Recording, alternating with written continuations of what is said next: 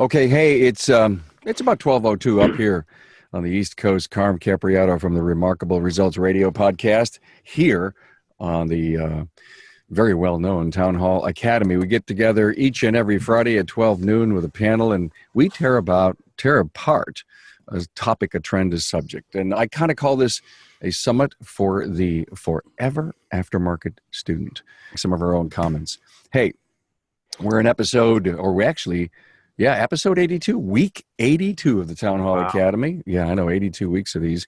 Acquisition strategies. Now, this show, this summit is a follow-up to week 75, guys. And you were back. You were back with me then, and I asked you to come back to do acquisition strategies.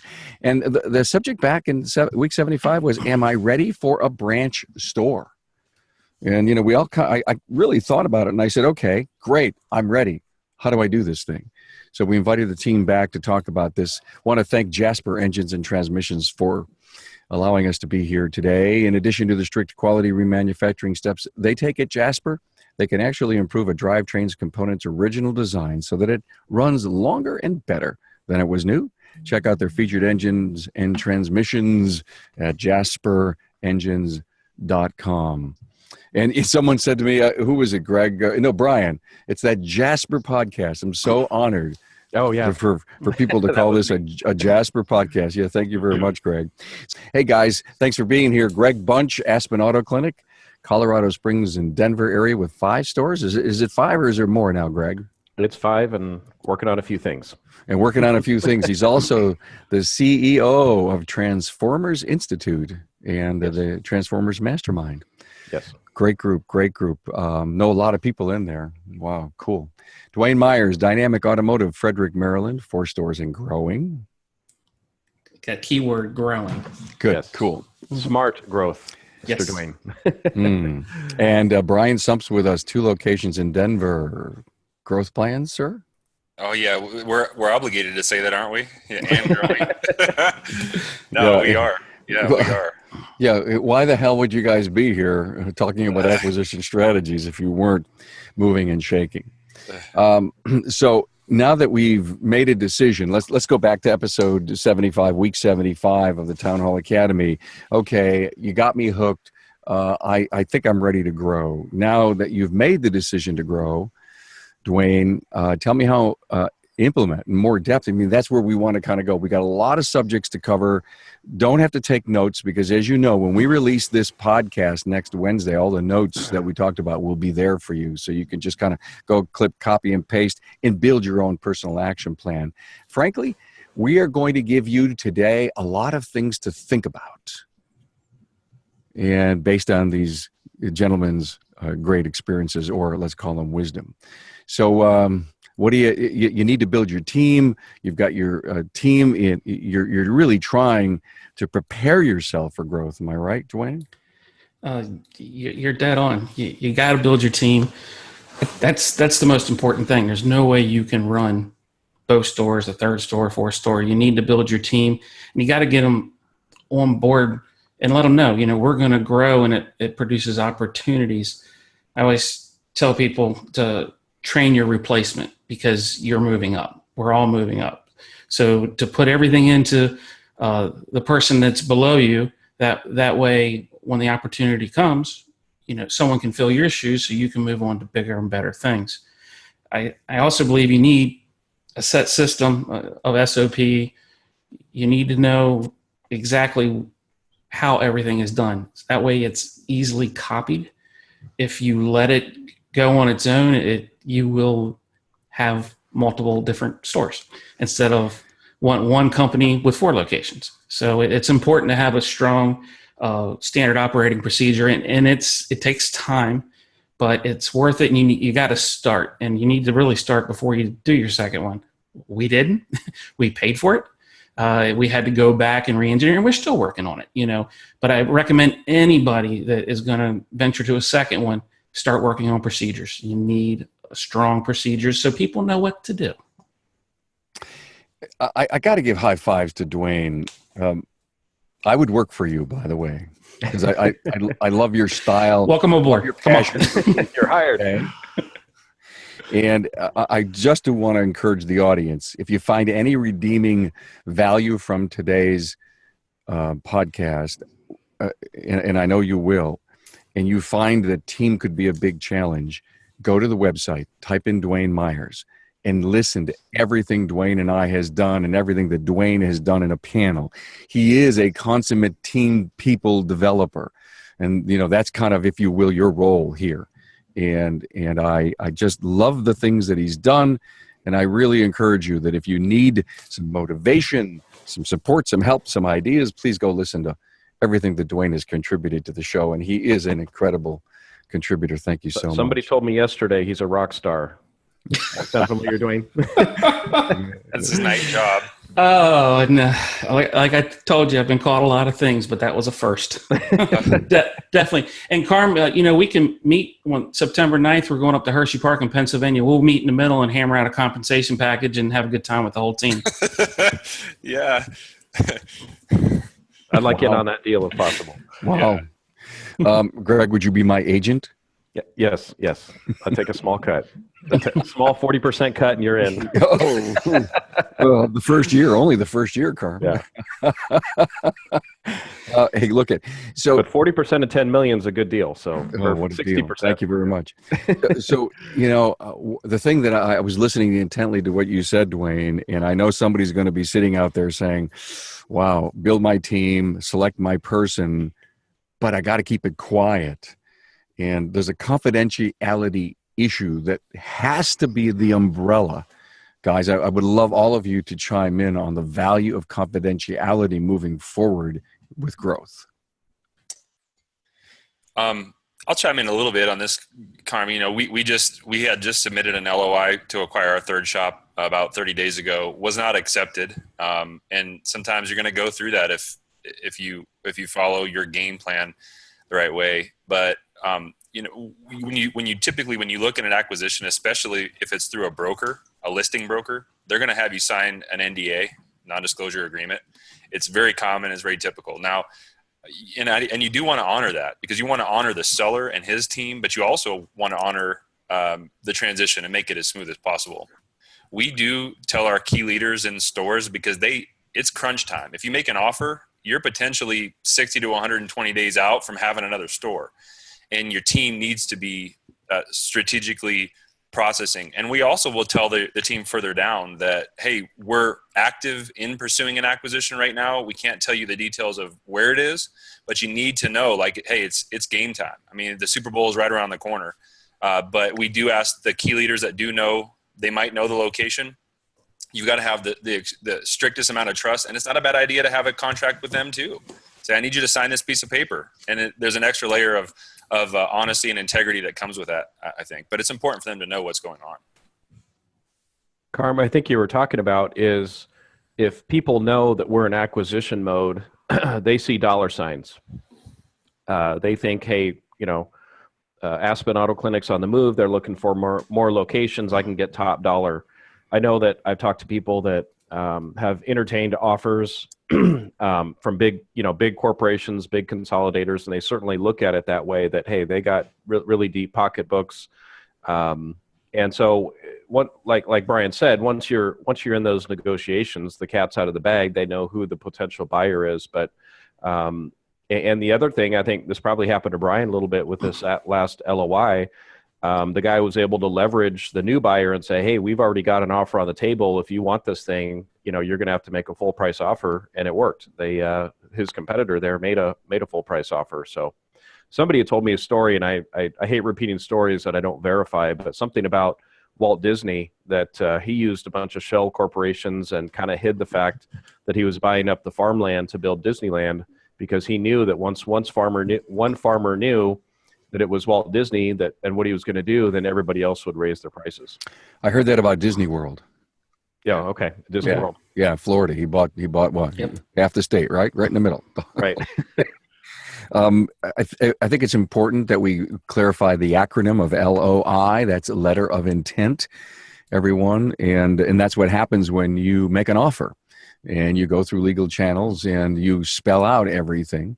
The NDA, the non-disclosure agreement, you had Did you mention, Brian, that you put your key? Do you put your key people on an NDA just to put a little, if you will, latch on the cabinet? You can. I mean, it's just like a friend imparting something to you, and you go home and tell your wife. I mean, or your spouse. I mean, you're going to trust that person, but whatever means you've got to take to make sure that it stays confidential. And if you're kind of not sure that person kind of has a chatterbox, your leader does, then you might want to institute something like that. Say this is a legal process and you need to abide by it. If you can trust the person, then trust them. Got it. Hey, how do you get a lead? I mean, okay, we figured out what we want to do here. We've got some confidentiality things running. Now we need to go out and hunt. That's a good way to put it, Carm, because there's hunting and there's farming. So probably all of us are on a master list. I know probably once a month I get a flyer, I get a letter from a broker, assuming that I'm in acquisition mode, that I'm already a multi-store owner. He's probably looking for more locations, which is correct. But so that's kind of the piece where they're coming to you. But understand, you're always going to pay a little bit more. The brokers they're paid to maximize the value of the shop that they're representing. And if I ever sell my shop, I would want the same thing. So it's not bad. It's just understanding that's the way it is. And then there's the hunting piece, and that's where, I think we talked a little bit about it in our previous episode. All my parts vendors know, my tool vendors know, my insurance guy knows. Every time I meet with them and they take you to lunch and, hey, how are things going? Hey, by the way, if you ever hear somebody looking to retire, get out, because they're kind of the bartenders in the industry, the oil distributor, the BG distributor, all of my sales reps that I meet with on a regular basis, they all know that I'm in that mode. And so when they hear chatter out in the industry, in fact, I literally got a call yesterday from a parts vendor said, hey, I know I just heard of, somebody said that the shop was going to be for sale. And I said, tell me about it. Now, it's not in an area that I want, but it may be a great fit for one of my clients up in Denver that's also in acquisition mode. So, and when you get those deals and the broker stays out of it, you're probably going to get a better deal. So, Dwayne, you really need to tell people in a confidential way that you're ready. Well, I think you can brand your company as one that's growing. There for years, after we opened our third store, and the story that's on the old podcast, I was anti-growth for a while. I was stung pretty bad, but as I changed and improved and improved the team, when I go to a public event, if I speak, if we go to a community event, I always, talk about dynamic, that we are a growing company and we're developing our team, and just put that mindset. So when they think of us as that, and then it's out there. You don't have to put your hand up and wave, hey, I want to buy your shop. I feel that they're going to come to you, and that's what I've seen happen. They say, well, they're a growing company. Go talk to them and see if they're interested. And then a lot of shop owners really care about their team, and they like the fact that if they pass it on to someone, that their team will be taken care of. And if you become part of the Dynamic Automotive family, you will be taken care of.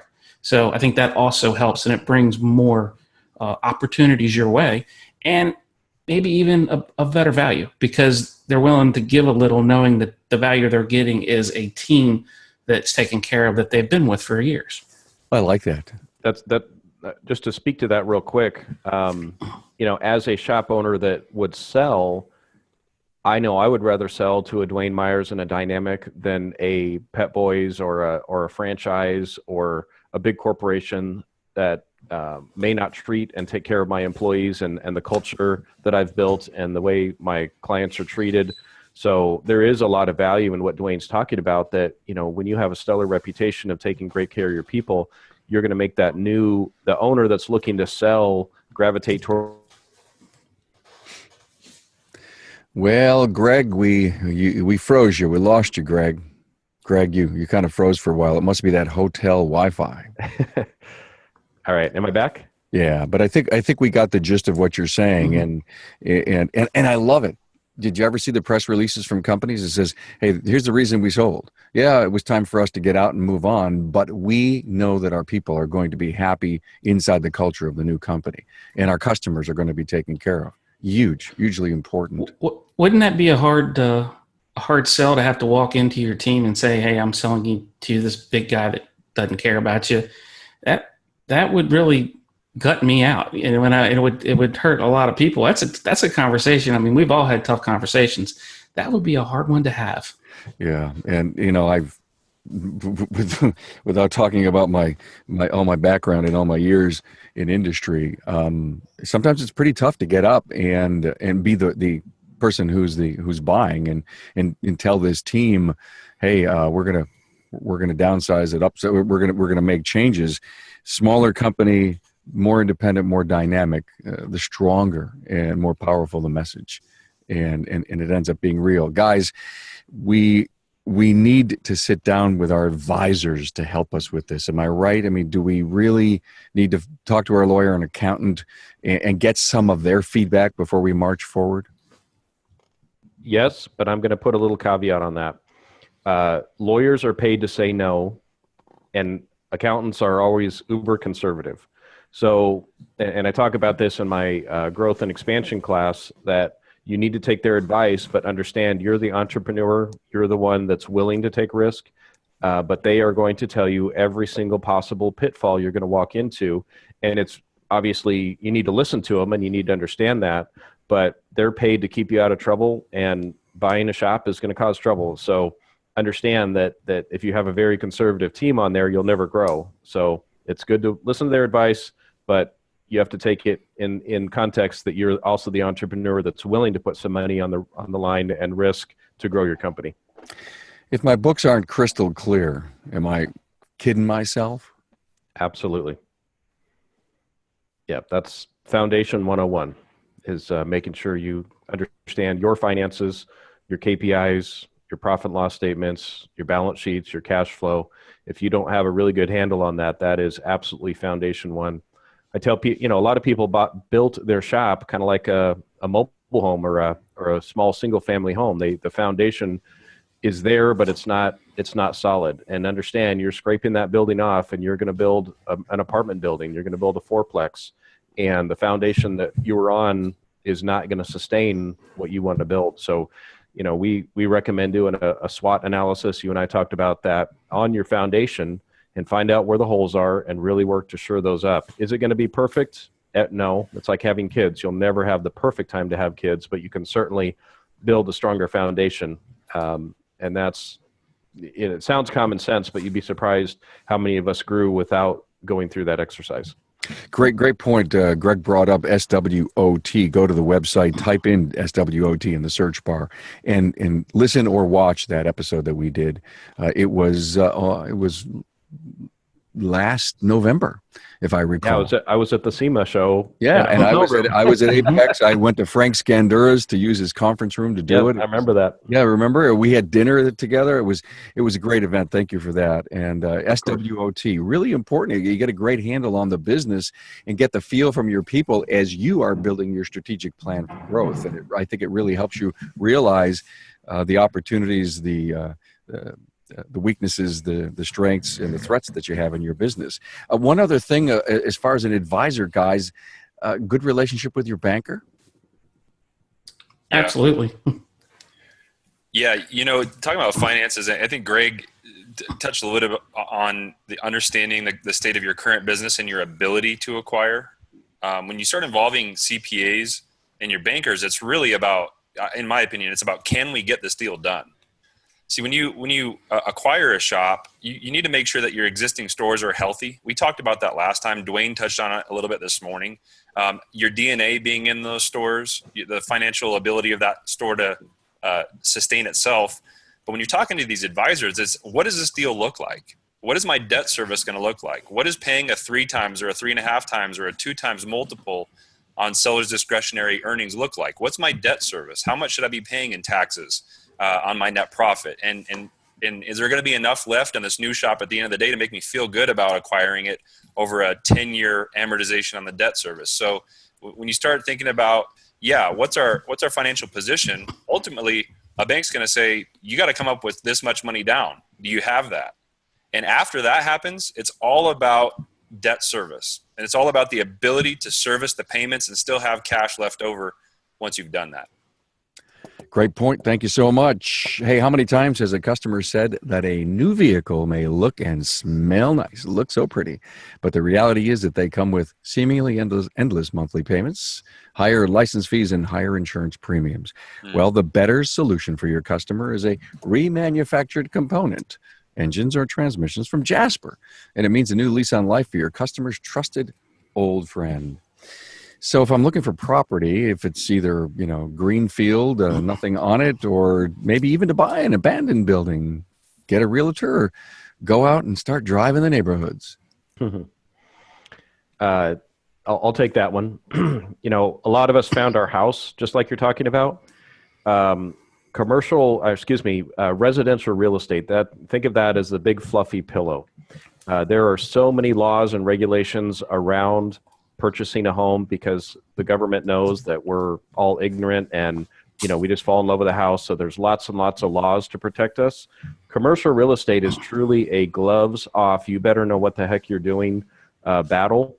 And one of my best friends, I call my Colorado dad, is a high level commercial realtor. He was a M&A expert with Bendex. He was an executive there, so he knows the game. And just so many times people get burned by not reading through contracts, not getting the right people on their team.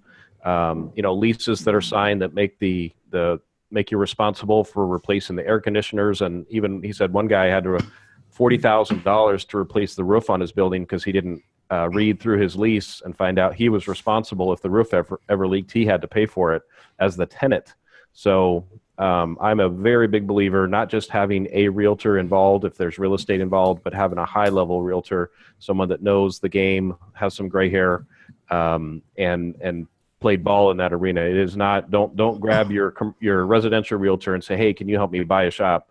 That's they just don't know what they don't know. You want an expert. Yeah, and I'd even add to that. I like using a realtor, and we've built relationships with a couple of leading commercial realtors because Greg's right. Commercial is completely different.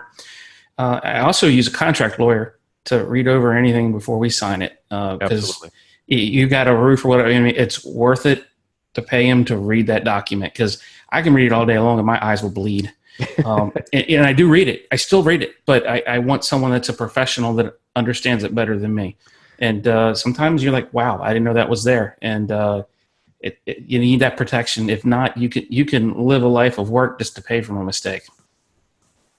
So a contract lawyer, not only for the real estate piece, but obviously you need a lawyer to develop your LOI and any contract of sale. Yep. Yeah, and just a side note on the property thing, and Greg said it very well on establishing, and Dwayne both actually on understanding values and all that kind of stuff. But one really important piece that anybody looking to buy a business that also is selling the real estate with it is to understand the correlation of how the price of the building and the mortgage correlate to the rent factor in the business.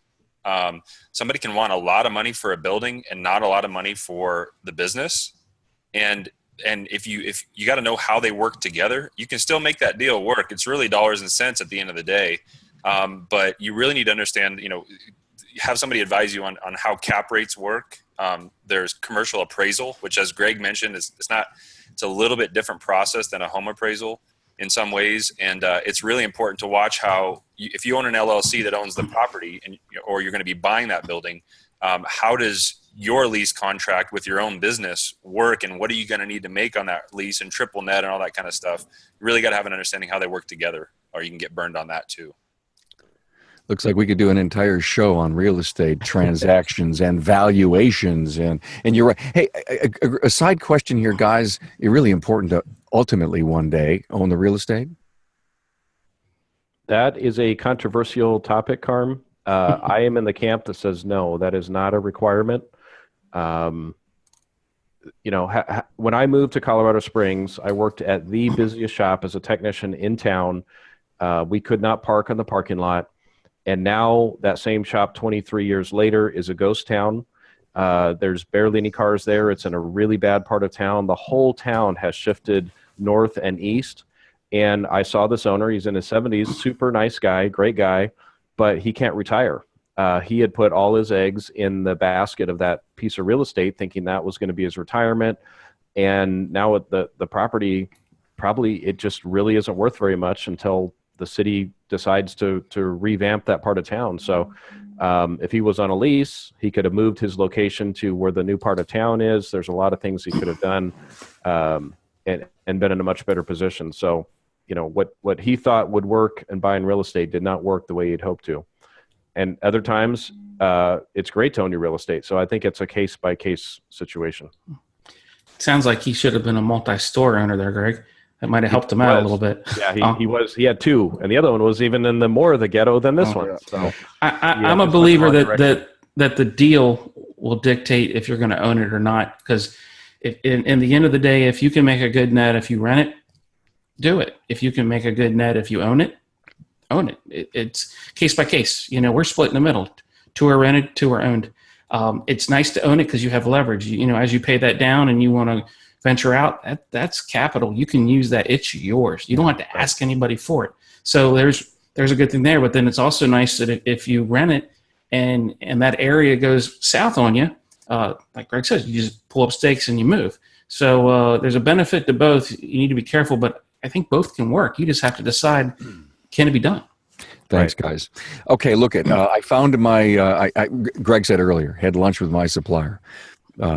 Wow, this guy down the road, I think he's ready to get out. Do you approach the current owner, or do you have the tool guy approach him? How does that down the aisle thing work, guys? Give us some clues here.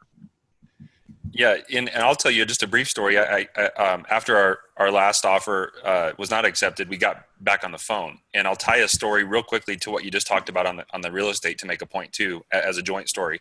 But I picked up the phone. There's a shop that we had kind of been eyeing, me and our key leaders, for some time. So I picked up the phone and I called the guy and I said, "Hey, this may sound like it's way out in left field. By the way, you got to learn how to get through the front end, right? The filters, the advisors and the managers answering the phone." Used a couple creative strategies there, but got through to him.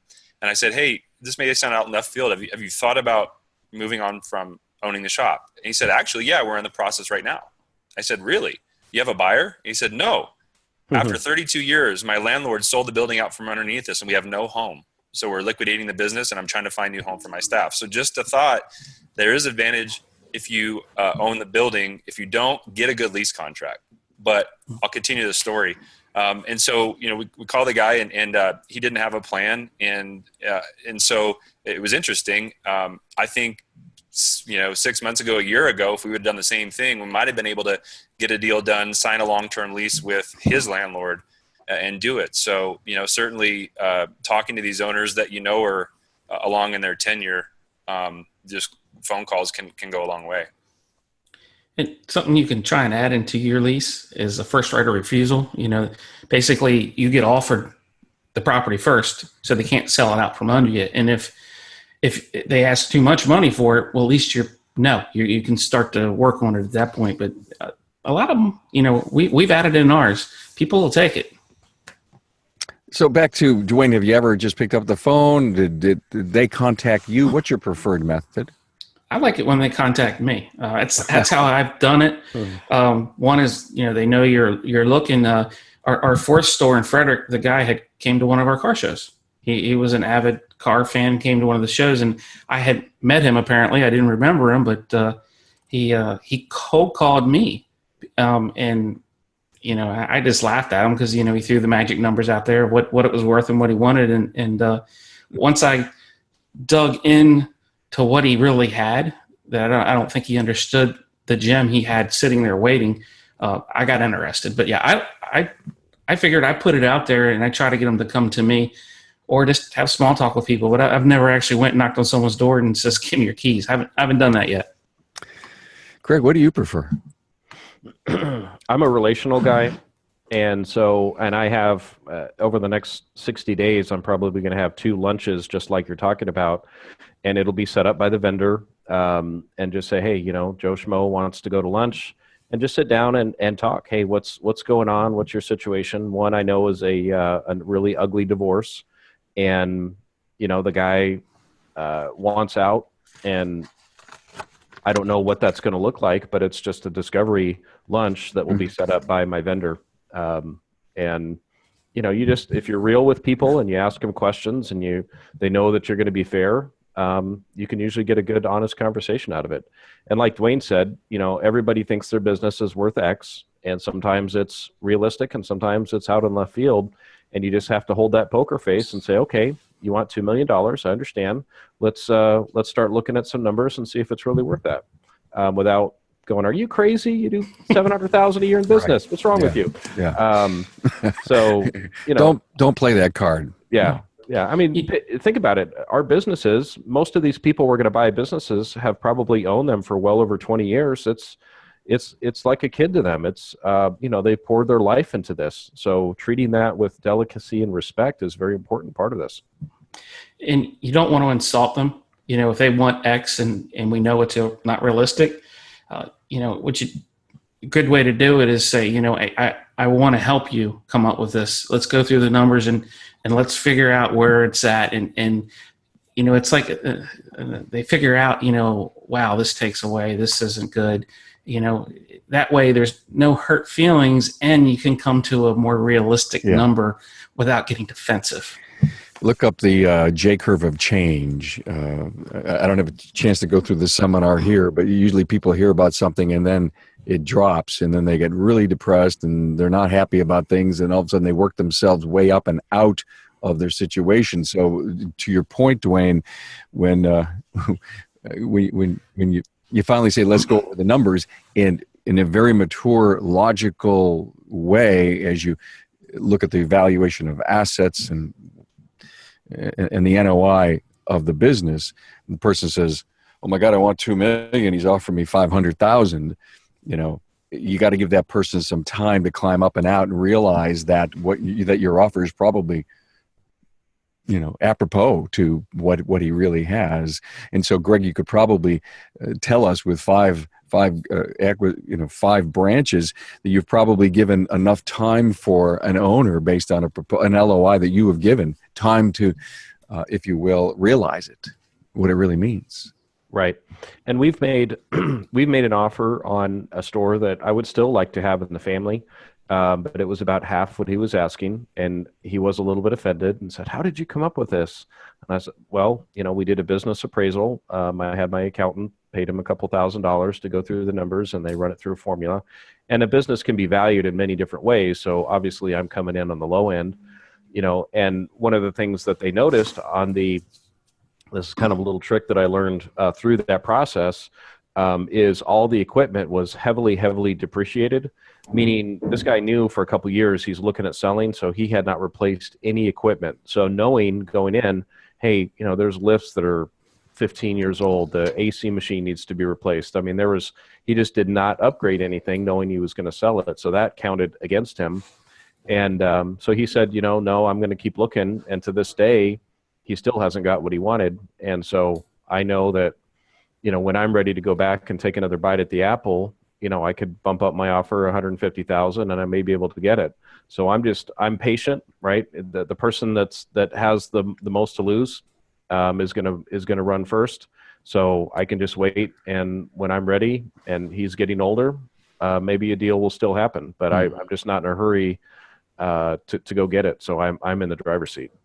Great advice. Patience.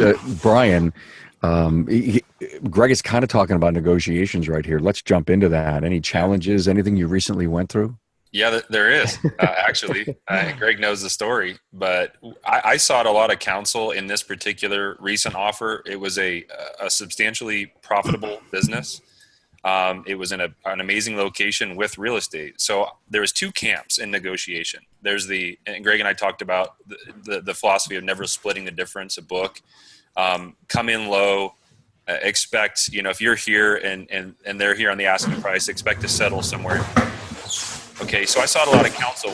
One advisor gave some advice to me that ended up, there you go, right there, Dwayne. Yeah, good plug. One advisor gave counsel. He was the only one that gave this counsel.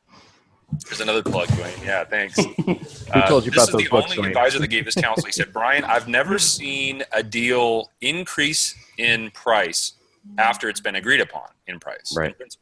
So in other words, through the due diligence process after you make an offer, he's never seen the price go up. So his philosophy was offer higher and then whittle it down during negotiations. So in my case, and I learned from this, I made an offer that was about 20% less than asking price on the building and the business. And after 2 weeks, I didn't hear anything. And they responded back with a full price. They responded back at full price. They countered at full price. And I thought to myself, what are they doing? Well, come to find out, they took it as a lowball offer. And I had to go through that whole process. And Greg's point earlier about, I mean, these owners have blood, sweat, tears. It's their identity. It's their livelihood.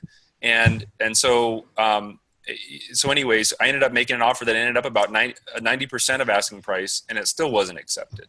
And there's a point where it's like gambling. You know, if I double down, I might make my money back. Well, there's a point where you just got to stop.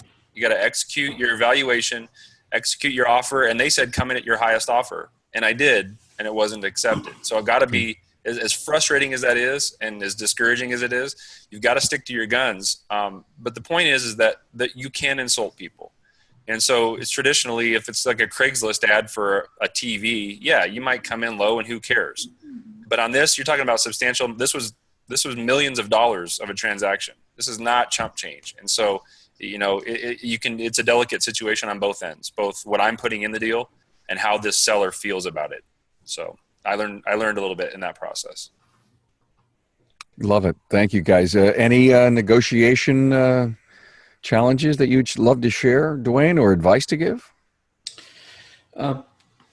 Sometimes, you know, when someone's trying to sell the business and the real estate together, you know, some things and options you can have, you know, if you're not comfortable buying it, or if you don't have the assets at the time to purchase it, you can split it up. You can buy the business and put in the contract that, you know, like 5 years down the road, then you can buy the property. I've seen that, and I love when, you know, you got to ask, you know, owner financing, will you carry the note? And it's surprising how many people will tell you yes. And I'm like, that's a big risk, you know, for them. You know, for you, it's gold. You know, for them, it's a huge risk. But it's all negotiating. You know, if they want too much for, say, the property, you can go back and forth. You just got to realize that everything's negotiable. You can go a lot of different paths. It's not black and white. There's a lot of grays in there, and you can work your way through it to come up with a deal that works for both of you. But as Greg said, you have to be patient, and you got to let it mature on its own, because if you rush it, you're going to pay top dollar and too much. For our clients that we work with that are in acquisition mode, we have a list that I give to them to get from the person they're trying to buy the shop from. And it's a pretty comprehensive list. And you talk about it's actually a negotiating tool, because the people that have all the documentation right up front and can send it right over, you know, they have a good solid business, and you know it's probably profitable because they are organized and they have things together, and B, they know what they have. But most people that we send that list to, it's overwhelming to them, and they realize how much stuff they don't have. So that actually becomes a negotiating tool. Well, you don't have any standard operating procedures. You don't really have job descriptions. You know, you had to go to your accountant to get, you know, your financial statements from that are 3 months past due. You can discover a lot in that process, and those all become negotiating tools. Or warning signs. Exactly. So I love what you just said, and it kind of lends itself to the next thing that I'd like to ask about, and that would be normalizing a P&L.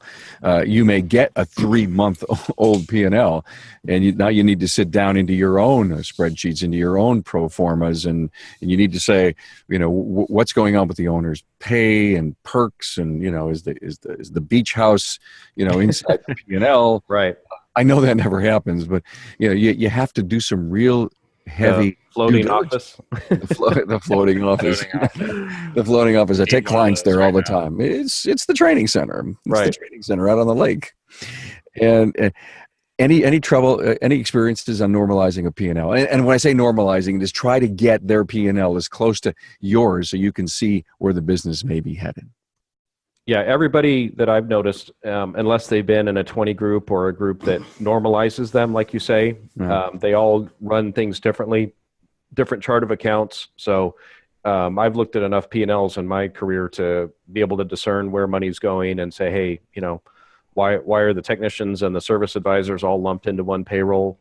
Can you break that out for me? But if you're not really educated and know P&Ls, it's probably wise to get some help from your accountant or another industry person that really knows those and break them down, because everybody does your chart of accounts a little bit differently. Yeah.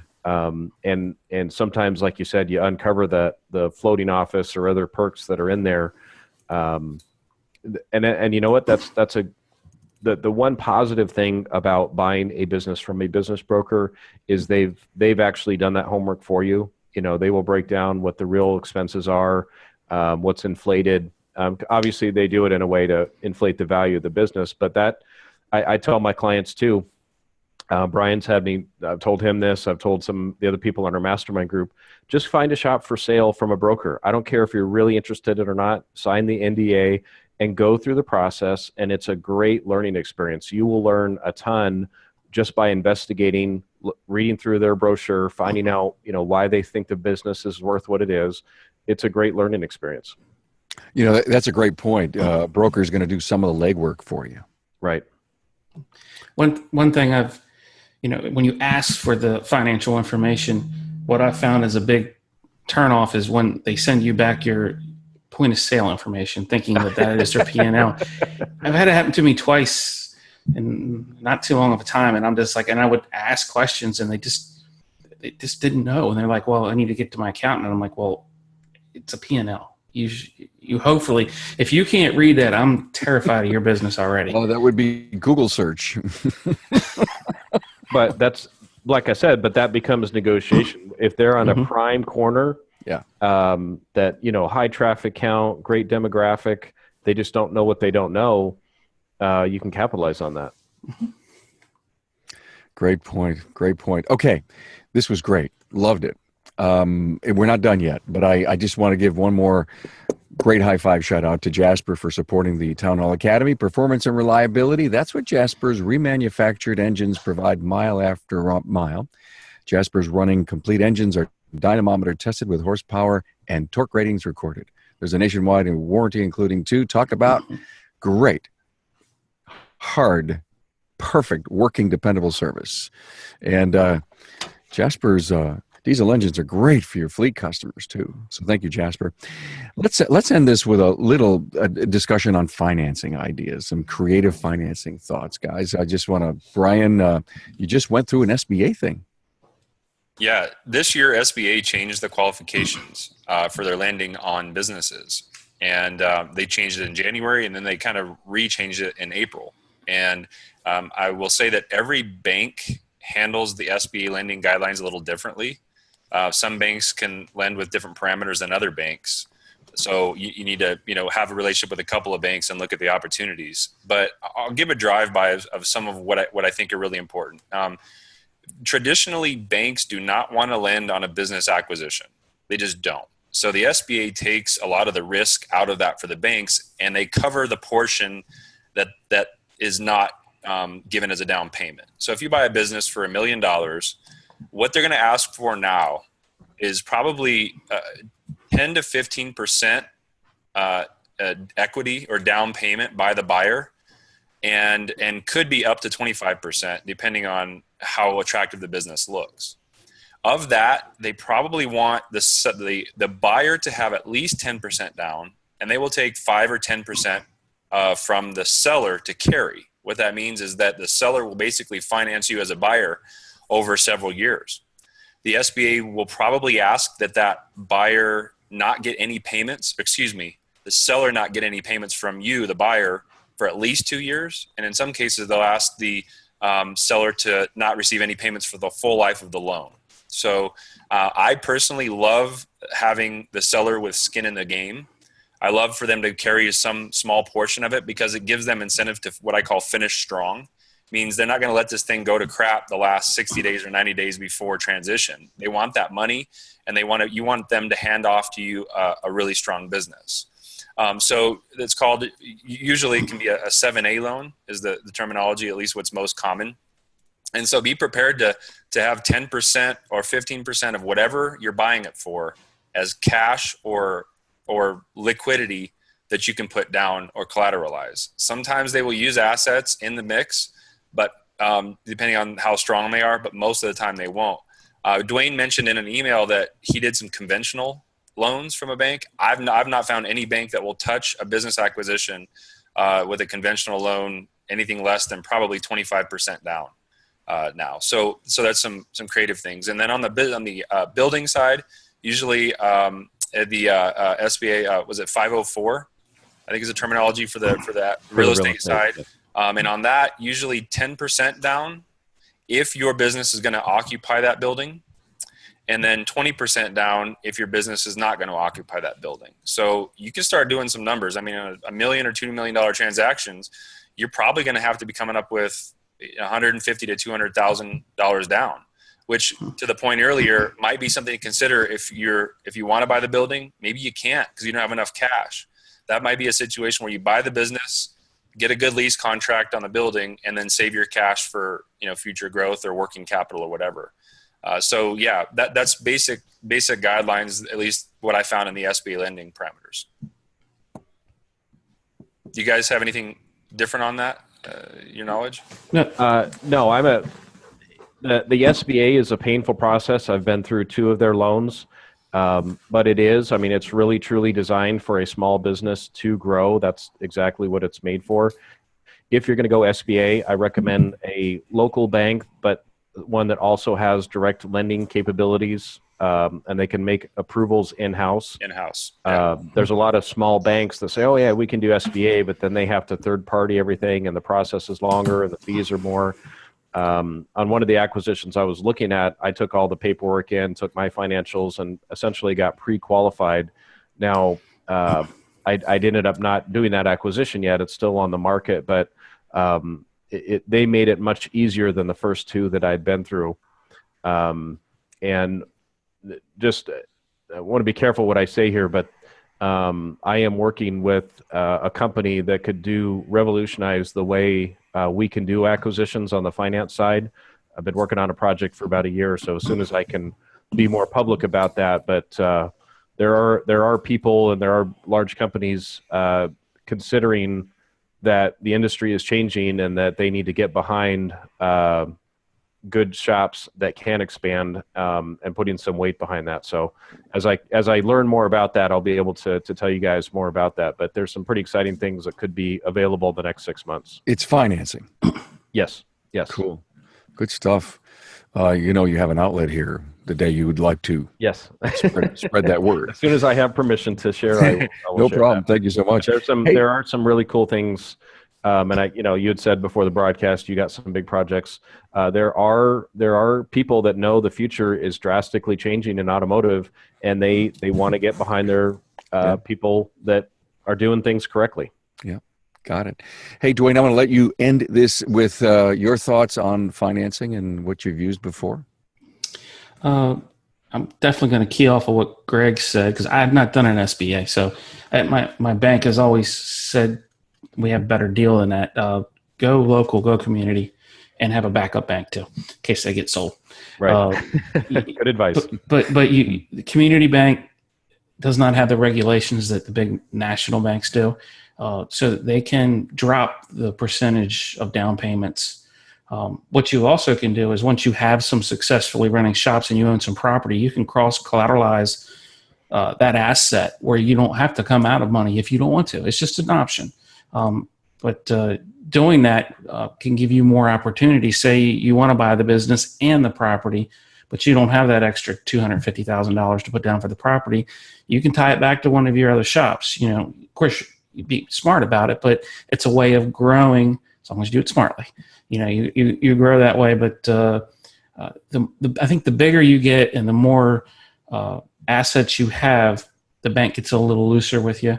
And plus you have that relationship. I'm a firm believer. I'm very honest with my bank. If something's wrong or bad, I just tell them. But they're just the same with me. I'm lucky. I've been blessed. I have a great bank. and it's a Frederick County bank. You know, it's my local bank, community bank, and they've taken care of us for a long time. And you know, we're working on some things right now, and the first thing to come together on it was the financing. They stamped out the money right away, and it's a significant number. That's a relationship to have. But because you have relationship, because you have a strong business, because they believe in you and your team and your partnership, and so for anyone listening, that it's not a magic button you press and all of a sudden the bank's there with bags of money. It's a process. And I want to say something on that just real quick. More businesses go out of business not because they're not profitable, but because they run out of cash. And so, like when Dwayne was saying, you could, you know, can you write a check for 150 down payment, or do you take that out of, you know, let them attach your property or something and use the equity as collateral? Preserve cash at all costs. I know that a lot of people are afraid of debt, but I'm telling you, you want to have a good solid credit line behind you, because it's a minefield. And you just don't know what you're going to run into. And having access to $50,000 can make or break businesses and be able to make payroll and keep them in business versus not. So preserve cash at all possible avenues. Cash flow is king. Yes. great advice, guys. While we couldn't have ended on a better note, thank you so much. I want to remind the audience, go back and listen to Town Hall Academy 75. It's the perfect bookend for this discussion on acquisition strategies. In 75, we called it, Am I Ready for a Branch Store? And I think we would help to, bring a great conclusion to this two-part dialogue. Thank you, Greg Bunch, Aspen Auto Clinic, Colorado Springs, and the CEO of Transformers Institute and Mastermind, and Dwayne Myers, Dynamic Automotive, Frederick, Maryland, and Brian Supp out of Denver. Thank you so much, guys, for being here. Appreciate it. Thank you. All right. Always an honor to be on the show, Carm. Thank you. Our pleasure. Appreciate that. Have a great weekend.